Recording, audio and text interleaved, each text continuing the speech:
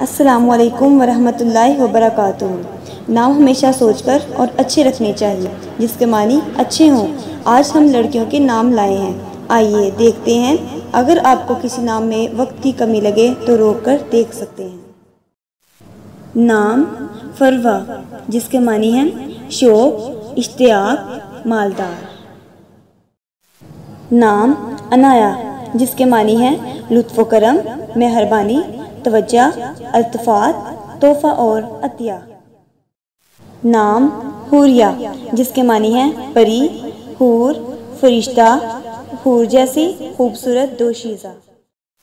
نام اسوہ جس کے معنی ہیں روشنی، مثال، نمونہ، جیسا کہ نبی اکرم صلی اللہ علیہ وسلم کی زندگی ہمارے لیے اسوہ حسنہ ہے، یعنی اچھی مثال۔ نام عبیرہ جس کے معنی ہے زعفران، خوشبو، مہک۔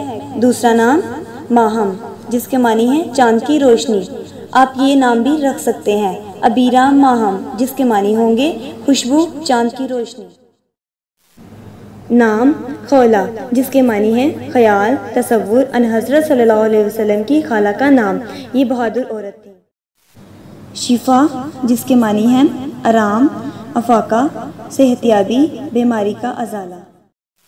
سودا ام المومنین حضرت محمد صلی اللہ علیہ وسلم کی زوجہ محترمہ کا نام سودا بنت۔ نام ناز جس کے معنی فخر، غرور، لاڈ اور پیار۔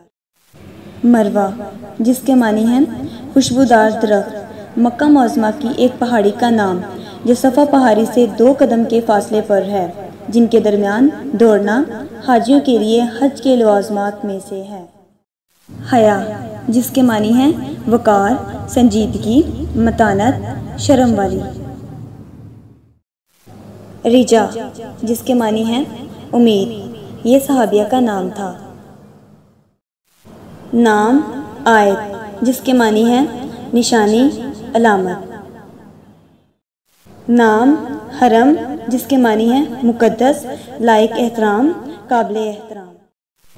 نام ابیہا جس کے معنی ہوں گے سمجھدار، عقل مند لڑکی۔ نام آنیہ اس اسم کے 2 معنی ہیں، انتہائی گرم، بردبار، البتہ دوسرے معنی کے اعتبار سے یہ نام رکھا جا سکتا ہے۔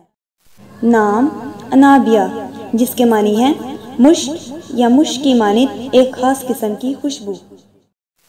نام رملہ جس کے معنی ہیں سجانے والی، آراستہ کرنا، پیراستہ کرنا۔